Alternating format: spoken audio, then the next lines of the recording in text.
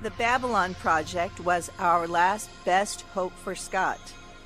A self-contained podcast, 1 hour long, located on the internet. A place of fun and discussion for Babylon 5 fans everywhere. A shining beacon in cyberspace, all alone in the night. It was the dawn of the 20th anniversary of Babylon 5, the year the Great War to free Bab 5 came upon us all. This is the story of the last of the Babylon podcasts. The year is 2014. The name of the place is the Babylon Project Podcast.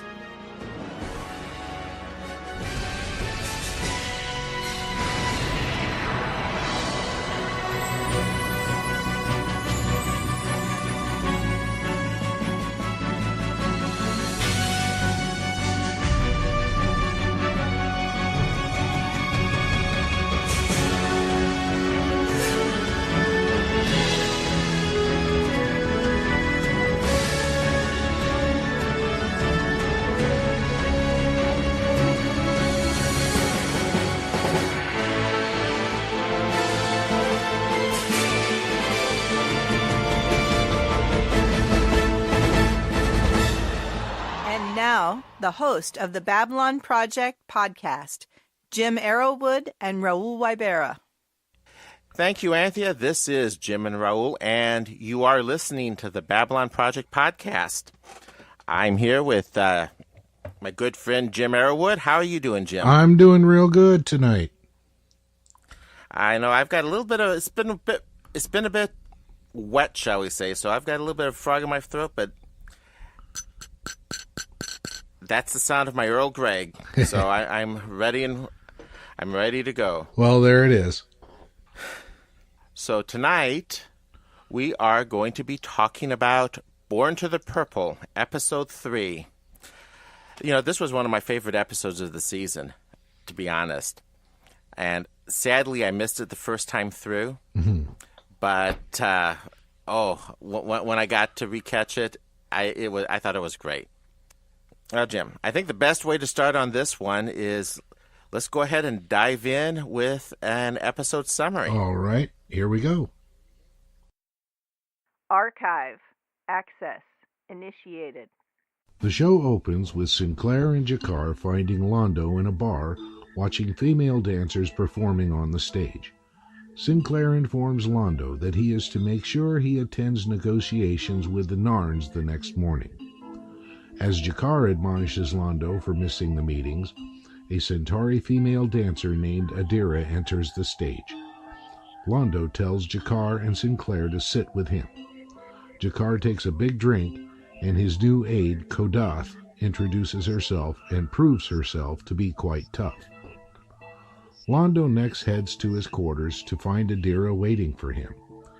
They seem quite enamored with each other, and the doors close. While Sinclair, Jakar, and others await Londo's arrival at the morning's negotiation session, Londo is in his quarters in some morning after-talk with Adira. Upset that Londo hasn't shown up again, Sinclair sends Veer to get Londo to the meeting.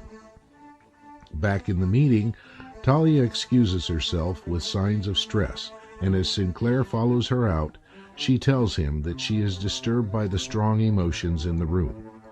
Veer manages to call Londo and persuades him to come to the meeting. Adira dresses and heads for her quarters, and Londo finally arrives at the negotiations. Upon arriving at her quarters, Adira finds Dracus awaiting her arrival. He asks her why she hasn't secured Londo's purple files from his computer, as he told her to do. She has no excuse. Dracus informs her that the files he is after contain secrets on many important people on the Centauri homeworld, and that the Narn will pay a lot of money to have them. Dracus then gives Adira a mind probe device to use on Londo to get his password for his computer. Dracus further tells Adira that by securing the purple files from Londo's computer, she will earn her freedom from her indenture to him. Later that evening, Londo arrives at Adira's quarters with some rare flowers. She invites him in and he gives her a brooch that has been in his family for a very long time. She offers to make dinner, but Londo proposes that they go out to the restaurant. Adira is worried about Londo besmirching his own status being seen with a dancer in public, but Londo doesn't care about that. Sinclair brings Talia to the best restaurant on the station as a way of thanking her for all she has been putting up with in the negotiations.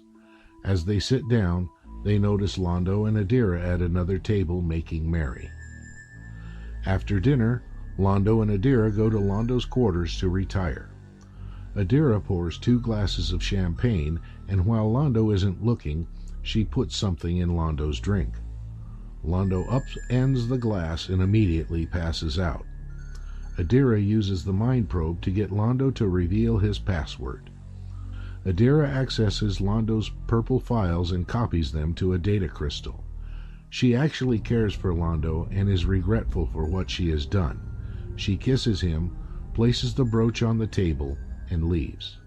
In her quarters, Adira calls Dracus on the comm system and informs him that she will meet him in the Zocalo to deliver the purple files. When she arrives at the Zocalo, she sees Dracus, has a change of heart, and flees. Dracus tries to catch her but has no luck. Adira works on getting transport off the station. Londo is awakened by Veer to attend that morning's session of negotiations. Londo notices the brooch that he gave Adira sitting on the table. Londo tells Veer that he is going to be granted full diplomatic privileges and tells him that he will negotiate with the Narn rather than him. Londo then leaves to find Adira. Upon arriving at her quarters, he is approached by Dracus, who tells Londo that Adira is a spy for the Narn government and that she has betrayed them both. Then Dracus shows him papers proving his ownership of Adira. As Londo leaves, Dracus puts a listening device on Londo's jacket. Veer enters the negotiations and informs Jakar that he is authorized to take over. Jakar is incensed. He blusters and appoints Kodath to negotiate for the Narn and informs everyone that he will return only when Londo gets serious about the meetings. Equally unhappy, Sinclair leaves the meeting to find Londo. Londo returns to his quarters, and when he checks his computer, he discovers that his purple files have been accessed, and he leaves to find Adira. He is met in the corridor by Sinclair, who begins to admonish Londo for missing the meetings yet again. Londo asks for Sinclair's help to find Adira, explaining that she has information that might bring down the Centauri Republic if she succeeds in delivering those files to whomever wants them. Sinclair asks Londo if he has informed security, but Londo further explains that the situation must be handled with the utmost discretion. Sinclair agrees to help if Londo will agree to compromises that he proposes during the next negotiations. Londo agrees. Sinclair and Londo enter the bar where Adira was dancing. Sinclair poses as someone who is interested in hiring some dancers for a special party, and Londo bribes one of the girls that worked with Adira to tell him how to find her. All the while, Dracus is listening and also learns how to find Adira. Dracus then asks Nagrath, an insectoid black marketeer, to send some men to delay Sinclair and Londo so he can find Adira first. Dracus agrees to pay a high price for this service. Sinclair and Londo are confronted by 2 men that begin chasing them with PPGs. Just as it looks like Londo and Sinclair are about to be overtaken by Nagrath's henchmen, a call comes through for them to abort their interference because Adira has been captured. Sinclair figures that since there have been no ships leaving the station, Adira and the files must still be on board. He further thinks that he can just have Dracus arrested, but Londo is not for that because it would require his testimony to secure a conviction, again making the files public. Sinclair comes up with another idea. Sinclair recruits both Jakar and Talia to help him find Adira. Jakar will meet with Dracus to negotiate a price for the purple files, while Talia tricks him into revealing where Adira is. The plan is successful. Dracus unwittingly reveals where Adira is, and Londo recovers his purple files. Londo and Adira bid each other a farewell. In a subplot, Garibaldi discovers that the station's Gold Channel is being used for unauthorized communications. Gold Channel is only for use by the station's highest command officers and by ambassadors to contact their homeworlds.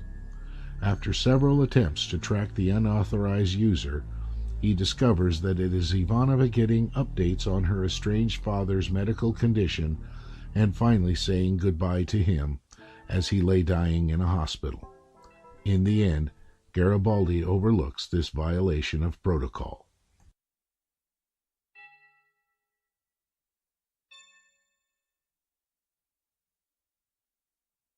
Initiating plot analysis. Thanks, Jim, for the summary. And, well, what did you think of it?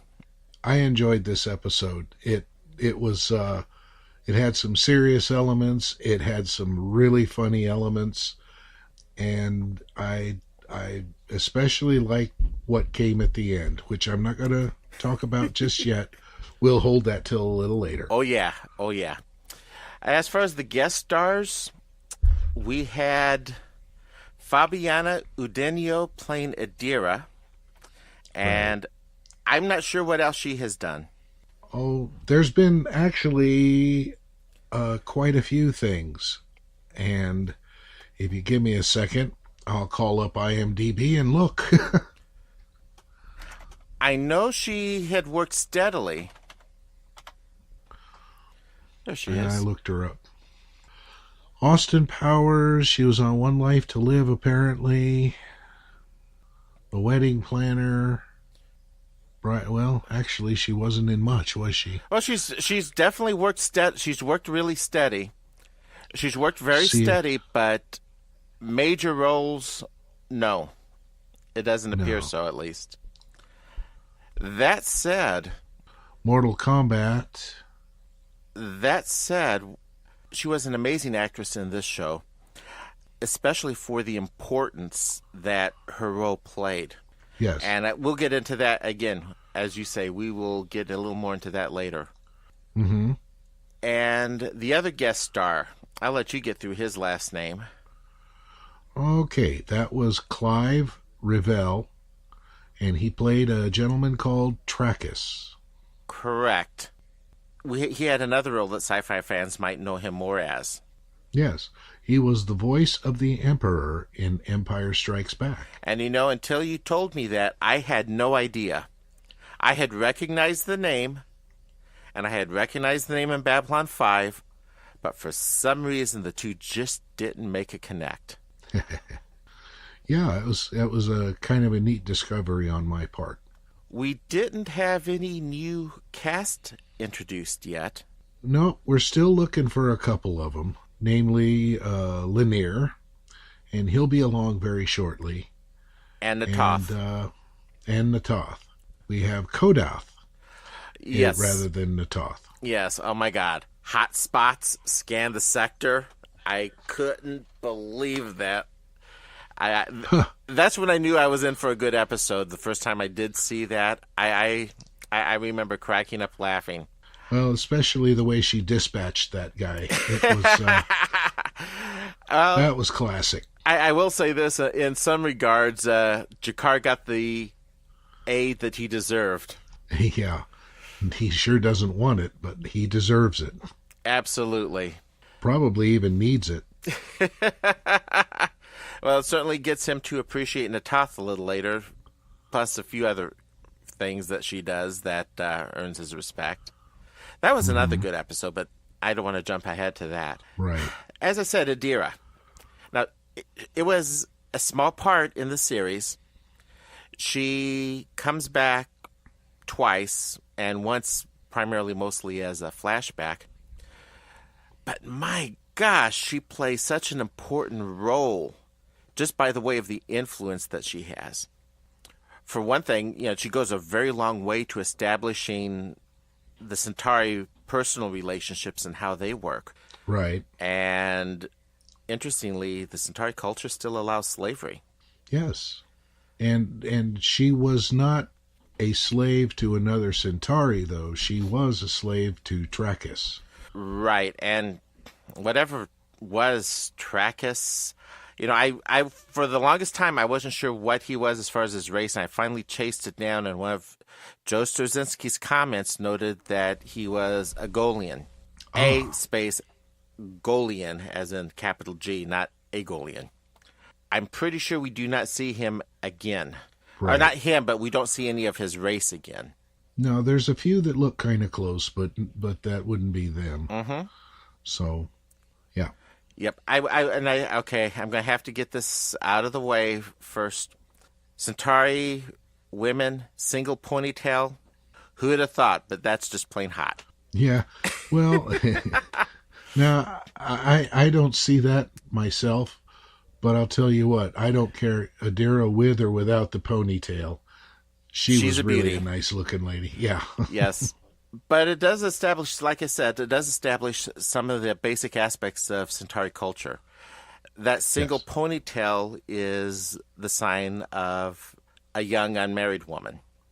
When they get older and get married, then they shave that ponytail off and the women go completely bald. Yep, as we see in the pictures of Londo's wives.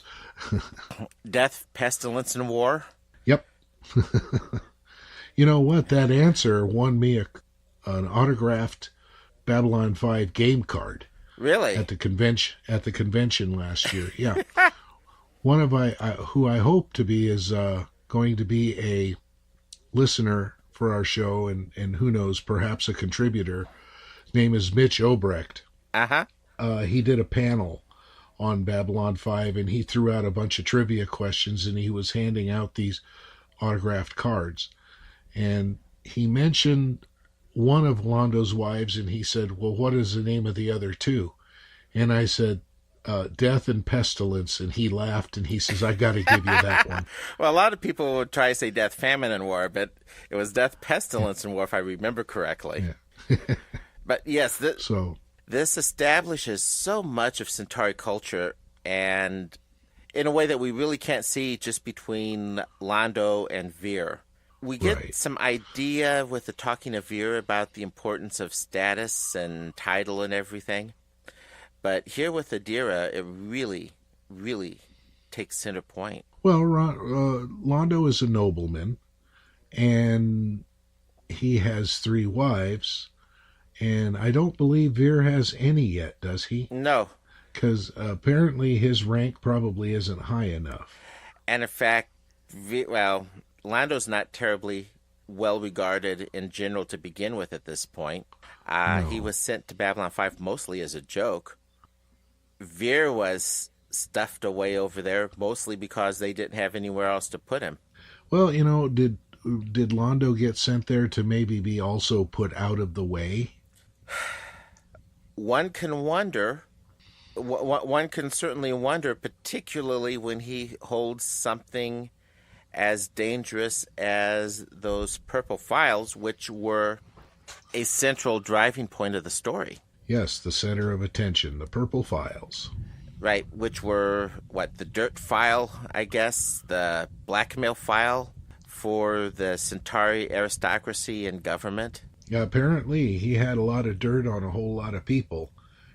It was pretty serious stuff, because if Trachis had succeeded in what he intended to do, which was to take these files and sell them to the Narn, according to Londo, it would have brought down the entire Centauri Republic. Yep, and Trachis certainly seemed to believe so as well, and It seemed that Jakar thought so.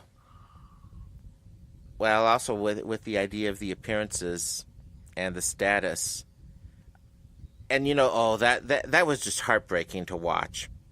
They took, they went out to dinner, and for the Centauri, where status and appearances is everything, Adira herself cannot imagine her, a slave and merely a dancing girl, being seen in public at all with Londo. Well, Londo's he's very attracted to this girl, and I don't. And at this point, as you say in the series, where Londo isn't very high up, it probably doesn't really matter to him at this point. He would be the highest ranking Centauri on the station at that time, Right. and probably none of the others really cared. Though I'll tell you what, after his little comment about to hell with appearances, right before she was going to drug him, she must have been feeling pretty low, because it's real clear that not only has he truly fallen for her, and we definitely find out how deep that is in, I guess, season 3? Yes. But she's definitely fallen in love with him as well. And it was quite obvious in the episode that she was doing what she was doing because she had to, not because she wanted to. Right. That was real clear. It was a forced situation. Yeah, even though Trachis promised her freedom, she still did not want to do this. I wonder if she actually knew what all was really at stake there. I think she did. I think she did. And if you look at it from her perspective as a slave, this being the price of, frankly, not only her freedom, but it's very clear Trachis has no hesitation about killing if it serves his purpose. Right. Between her freedom on the one side and certain death on the other side, not to mention a heck of a lot of pain getting there, I don't think she felt she had any choice or any option. Mm-hmm. I mean, once she did take the data crystal, which I should note is coming to a Best Buy near you, she did one of the bravest things she possibly could do and ran. Mm-hmm. And she had to know that Trachis would be coming after her. Well, that's why she went to her friend to get hidden and try to find transport off the station. Because she knew she was not only going to be hunted by Trachis, but probably Londo himself. Right. Though okay, this is the helpless romantic in me. I kind of like to think that she would have either destroyed the crystal or gotten it back to Londo somehow. She probably felt she totally ruined her chance of Londo, but the fact that I don't know, it's just that hopeless romantic in me. Well, I wonder if, though, she wasn't not quite ready to settle down, because she did, after all, leave, and Londo described himself as an old Republican, and did she really want to settle with him? Who knows? Or did he represent her freedom? I think it might have been a little of both, and that's just getting into that Centauri mentality. Yeah. I think there might have been a little of both there. Mm-hmm. One other thing I'm trying to think of. Have we had it mentioned yet that Londo was married? I'm trying to remember, but I honestly can't remember if that subject had come up yet. Of course, it's not that big of a deal from a Centauri perspective, because the Centauri are polygamists. Right. Yeah, I don't recall. I will say this too. Star laces and the brooch. If you think about it, those almost become the symbol of Londo's fall. Ah. That was one of the big deals in season 3. He had to have the star laces. He spent a fortune getting the star laces when she was coming back. Oh, yes. Mm-hmm. And like I said, from that perspective, it really, in a way, represents his fall. And like I said before, and I don't think I can say this enough, Fabiana does such an outstanding job. I mean, she just made my heart break. Yeah. It was a fun episode from that perspective. Yes. I will say this, though. When she ran, Trackus being willing to go so far as to have Sinclair killed, I don't know, was that me or did that seem like it was going a little bit too far? Well, my impression was he didn't actually hire, or he didn't actually want him killed as much as he wanted him delayed. And then if that was not able to be done, then to have him eliminated. Right. But that still seems still seems an awfully extreme measure to take when you consider what the ramifications would be. It's like, how in the heck does he think he would even get off the station? And I'm almost surprised McGrath would consider it, because that would be where Garibaldi dropped the hammer. Yeah, that might be a plot hole. I don't see anyone who is a resident of the station arranging for something like that. No. Though I will have to, just as an interesting note, was it me or did one of those two thugs kind of look like Chuck Norris? A much younger Chuck Norris. Yeah, a little bit. I think it was the beard and the sunglasses more than anything. Yeah. But just shades of Lone Wolf McQuaid. Mm-hmm. And one other thing that just sort of stood out for me, Londo does still have a mean right hook. Well, passion will do that to you.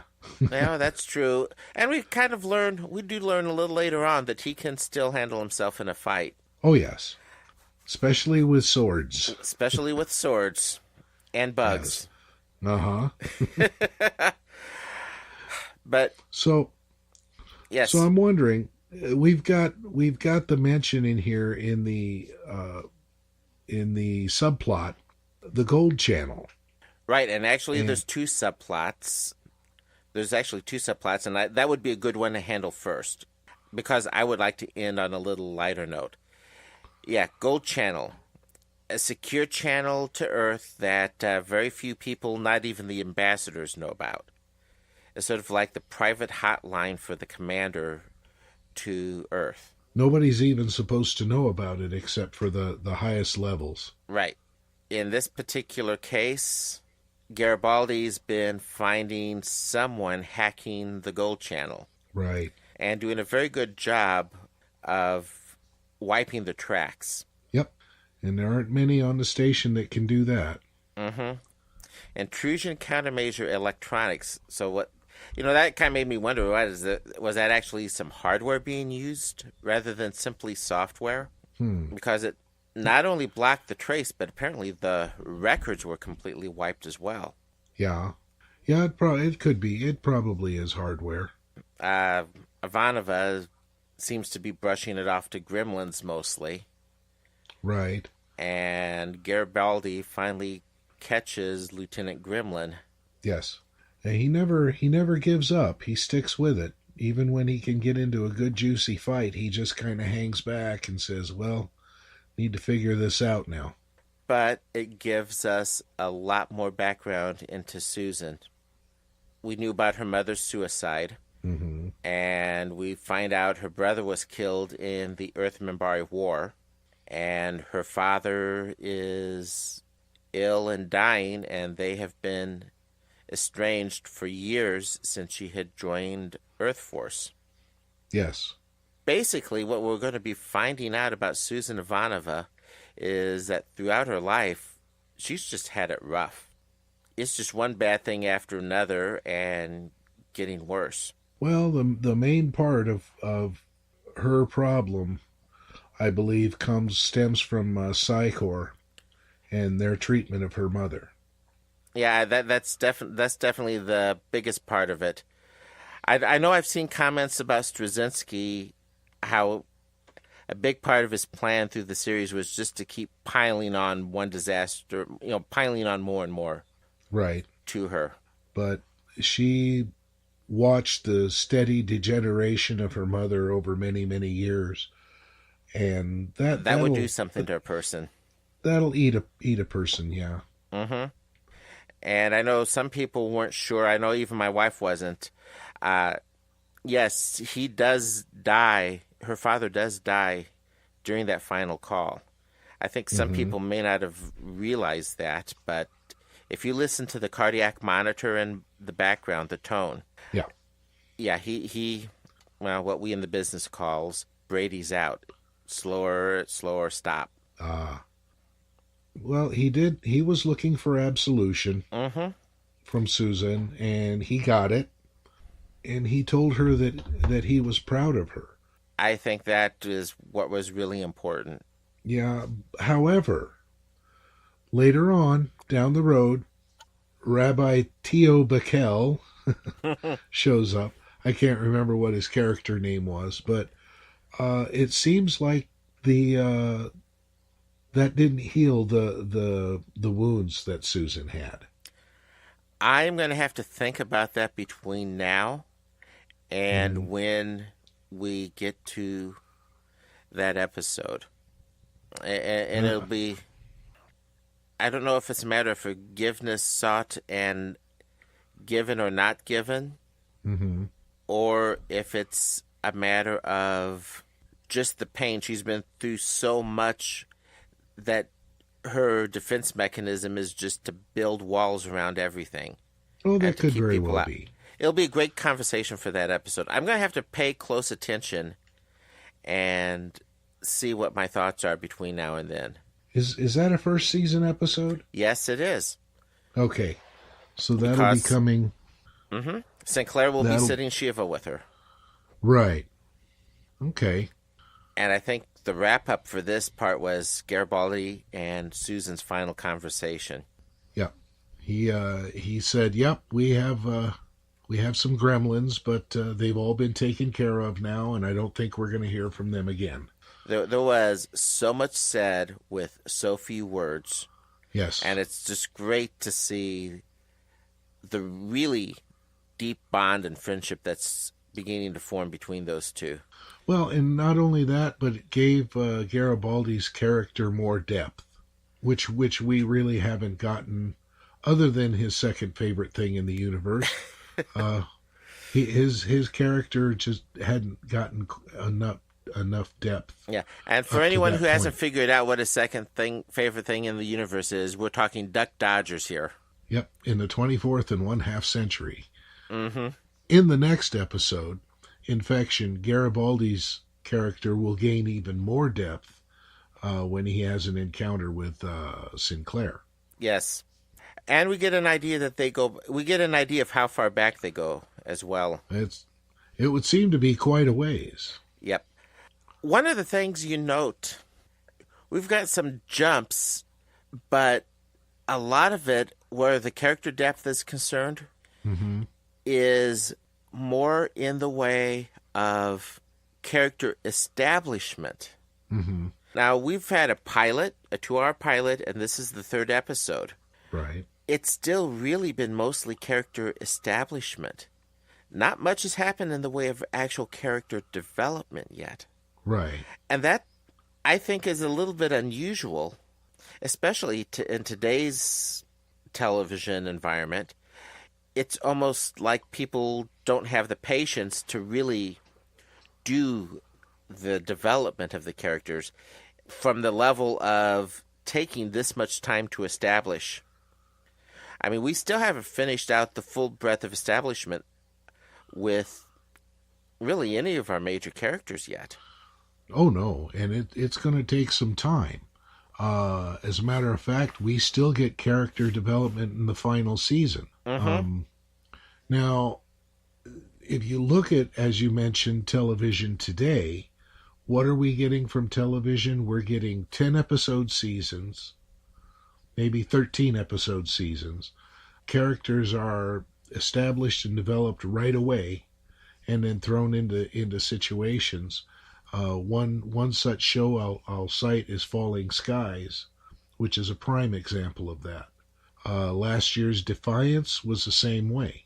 So they have to, if they're going to do these little short seasons, they have to get that character development in under the belt right away.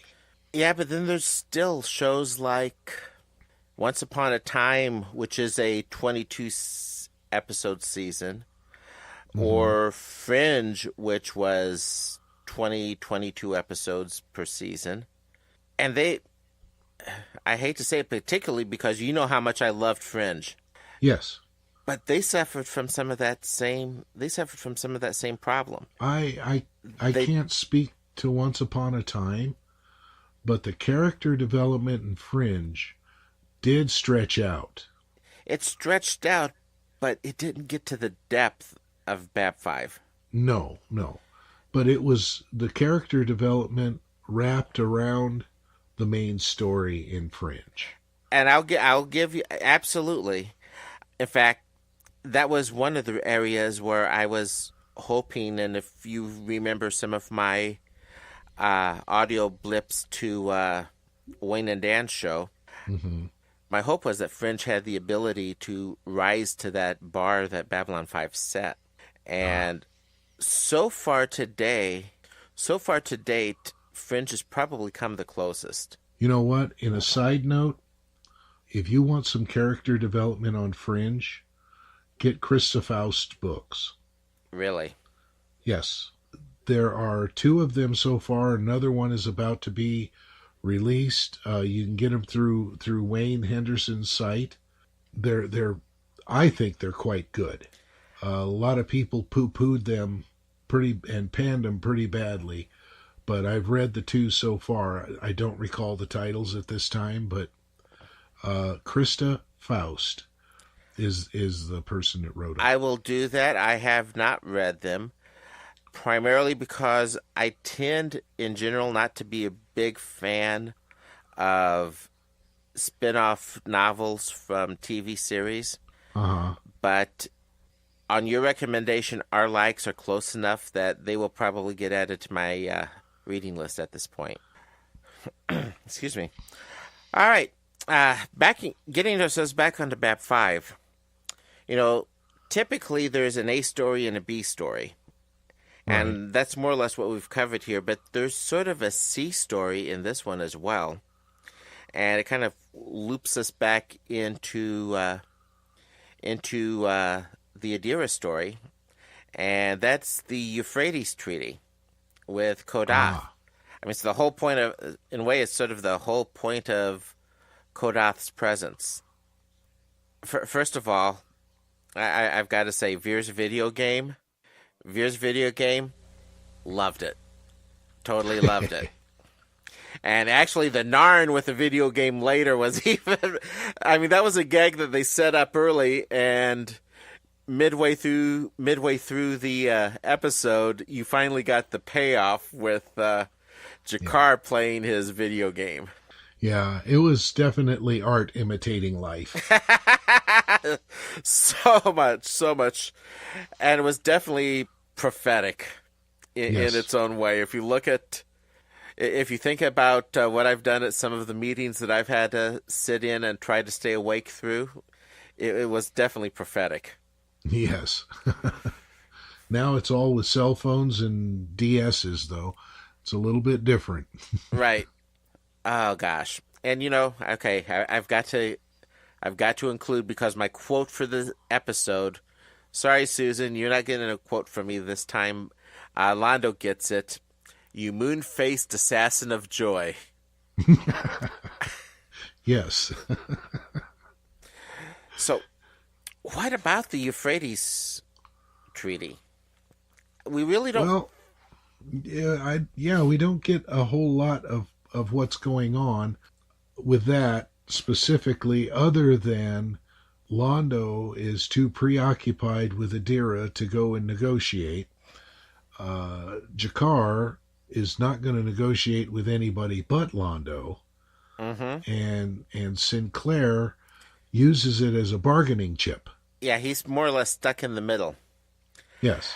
By the way, I just to speak to like with the what is the Euphrates negotiation?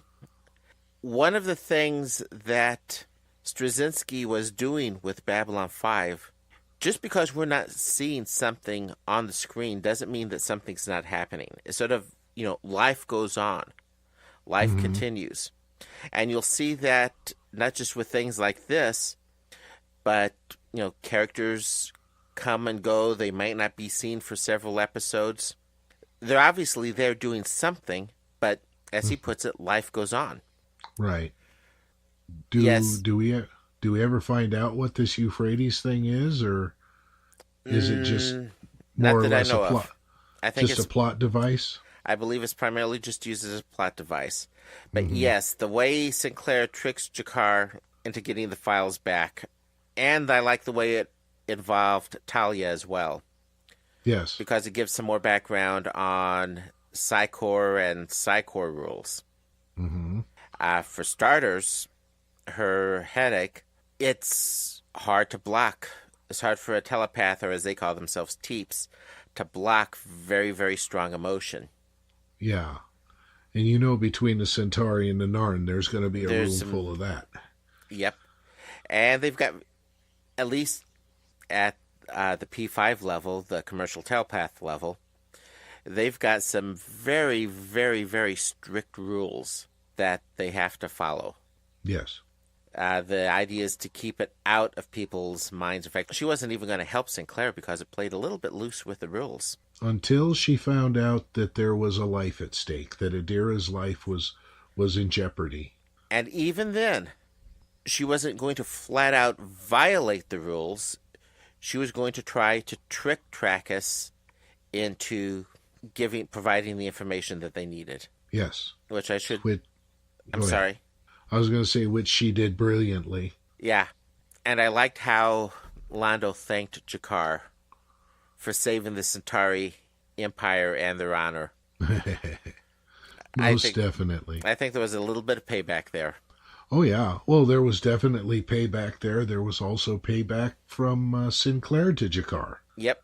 In some ways, it wasn't I don't think it was direct, but I definitely got the feel of some tie back to the pilot, to the gathering there. Yeah. Well, Jakar thought he was going to score big. Mm-hmm. He thought he was really going to hit the big time, and it just kind of all fell through. This whole event does at least show where some of the dynamics are with the Centaurian art. You notice, though, that they're still at the state of negotiating, at least. Yes. Mm-hmm. It hasn't gone too far downhill. Right. Though I guess, as you said, in this case, the negotiations ended up more between Kodath and Veer. As long as they didn't give away the homeworlds, the respective homeworlds. Yep. Yeah, and when Jakar looks at her and tells her you're going to negotiate, I'm just sitting there thinking, oh, he's not going to say it, is he? He's not going to say it, is he? Yeah, he said it. It had to be. It was telegraphed, but he's like, it was still sort of one of those fun moments. Mm-hmm.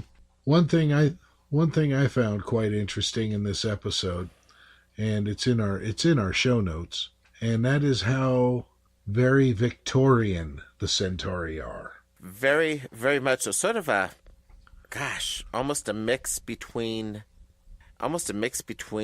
Victorian with some Roman elements. The idea of the Republic, the dueling, if you look at the sword, it's almost like a Roman gladius. But then there's all the pomp and fluff and costuming that, as you say, is very Victorian. Yeah. Well, perhaps Baroque would be a good term to describe them. I can't. I'm trying to avoid it. I'm fighting it. Okay. I lost. But if they're that Baroque, why doesn't someone try to fix them? Oh, right. Yes, I've done that too. I do that with my students. Bach was a Baroque composer. He didn't have any money at all. Oh. No, Baroque, the I'm literal... going to pay you back. I'm not cutting that. Okay. The literal translation of Baroque means misshapen pearl. Yes, it does. I don't know if I've ever told you, but I took a semester class on Baroque art, music, and literature once. Oh, there you go. And you're mentioning of that misshapen pearl, yeah. And you know what? Good description of the Centauri. Yes. Is there anything else that really stood out to you in this episode? One thing that we haven't mentioned that gets introduced, and it's not so much a character as it is a location, and that's the Fresh Air Restaurant. Yes, the Fresh Air Restaurant. The little intimate tables. Shows up throughout the series on a regular basis. Yes, it does. And the same table is the center of attention in every single show. I had not noticed that, but thinking it through, yeah, I think you're right. It's the second table in from the entrance on the right side. Uh-huh. And that's Sinclair and Talia having dinner. Basically him giving her a little extra for putting up with the Narn and Centauri. And that's where they find Londo and Adira. Yep. They're at the table across the way. Mm-hmm. Anything else? I mean, this was basically a fun, fairly straightforward episode. Yeah. Yeah. We the character development, the backstory on the Narn, the backstory on the Centauri, their structure of society. We got some glimpses into Jakar's personalities, what he values, especially when they are in the bar in the opening scenes. Well, yeah, his liking of humanoid ladies is fairly common throughout this first season. Oh, yes. Yes. It comes up again really soon. Very soon. You know, the only thing about this episode that I actually could put in as a dislike really is Londo's cloak. When they go into the bar to interview the dancing girls. Mm-hmm. I'm sorry, that just screams roll me. I mean, the only thing missing is the big bullseye painted on the back. But that said, I think I think that's exactly what they were going for. And what happened to his hair under that cloak? I mean, it's got to take hours to get that hair to work that way. But I think the thing from that scene that really actually startled me was when Sinclair took over. He knows what's going on in his station. Yeah, when he busted out with that laugh, it kind of startled me a little bit. He knew that what Londo was trying to do, bully somebody, was not going to work. In order to get that shop owner to play ball, something had to be offered him. And he knows a lot more about the underworld of Babylon 5 than one might have suspected as well. Well, he's got Garibaldi to help him to understand that. And that's no slight to Garibaldi, Michael knows that station as well. Uh-huh. Well, it's a big place. It's a city of 250,000 people. Yes. There is going to be, if you get that many people together, there is going to be some sort of criminal underelement. There's going to be some sort of criminal subculture. Of course. It's human nature, and if Babylon 5 is about anything, human nature is high on that list. Yes. So apparently there's some unwritten rules where the harshness of reality is concerned there, that at least there's certain lines that shouldn't be crossed. Mm-hmm. And I think we'll see a little more into that as we go through the series as well. Yeah. And I didn't really have anything in the episode that I disliked. Well, that wasn't a dislike per se as much as it was part of the plot. Yeah. Yeah, I didn't... I seriously didn't have anything that put me off here at all. Indeed, this was one of my favorite episodes of the first season. Now, you know the answers to these questions, okay? Adira will come back, right? Correct. She's in 2 more episodes. And One of them is more flashbacks, and then one of them is during a Brakiri religious ceremony. okay, I do remember the flashbacks, so I'll have to watch and see what's coming up. I believe that one was in season 5. And we will get to meet Londo's wives. Yes, we will. Oh boy. And I am going to keep quiet on that for now, but I will say this. You find out much more about his wives in one of the book trilogies written for Babylon 5. Okay. And I will tell you also that what you do learn in the book trilogy is canonical. Oh, okay. The standalone stories are either non-canon or semi-canon, except for one. And I'm not going to get into any details of that. I mentioned that during the hijack. But then there's 3 trilogies. A Technomage trilogy, the Fall of Centauri Prime trilogy, and the Psychor trilogy. Mm-hmm. Those 3 are considered canon, part of the core story. Okay. Are those books that are still in print? You can find the first 2 of the Centauri Prime books easily enough. The 3rd one is a tough find. Okay. I doubt you'll find it for cover price, but you can find it. So you don't think maybe they're available for the Kindle, huh? I don't know of an electronic version of any of them available. That's kind of sad. This kind of goes back to the Free Babylon 5 idea. Which is something we will need to talk about on some episode. I think that'll be part of our first news and feedback episode. The Long Night of Centauri Prime. That's the trilogy. Is, oh no, actually, that's the 3rd book, I believe, right? It says Babylon 5 Legions of Fire Book 1 by Legions Peter of David. Fire. Legions of Fire is the trilogy.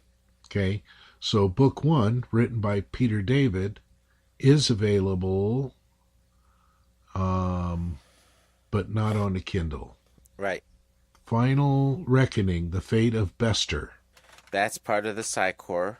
Okay, not available on Kindle, but you can get copies for a pretty reasonable price. Mm-hmm.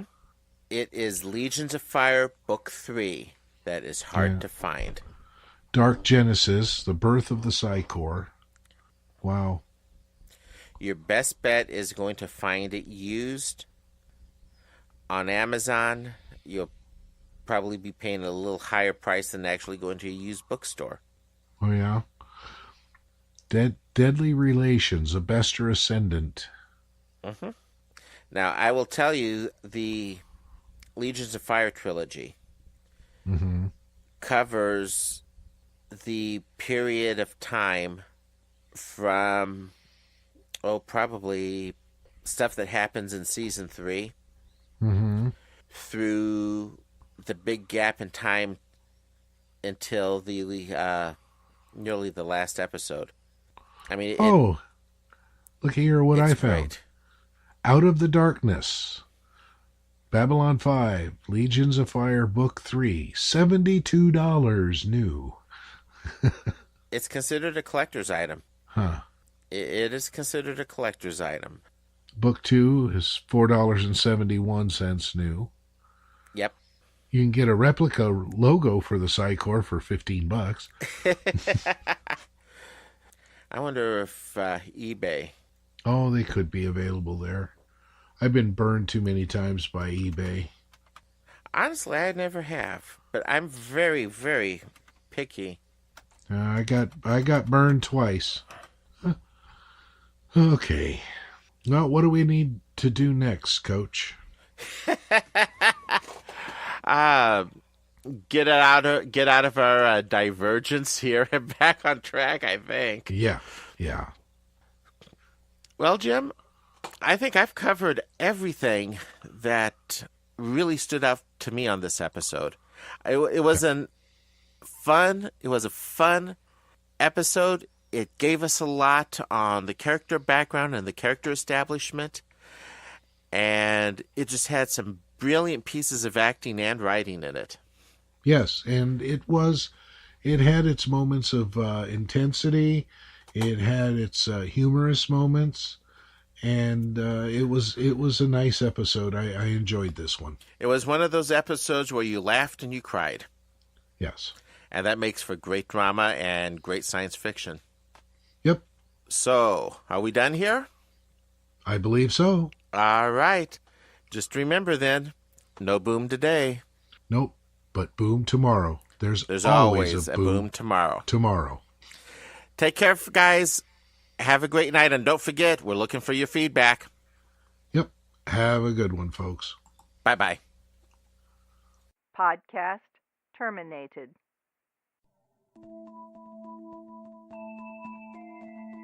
Thank you for listening to the Babylon Project podcast. You can email Raul and Jim at the Babylon Project podcast at gmail.com. You can find us on Facebook at the Babylon Project Podcast. On the internet, we are at babylonprojectpodcast.wordpress.com. To subscribe to the podcast, you can find us on iTunes, or you can subscribe to the RSS feed on the webpage.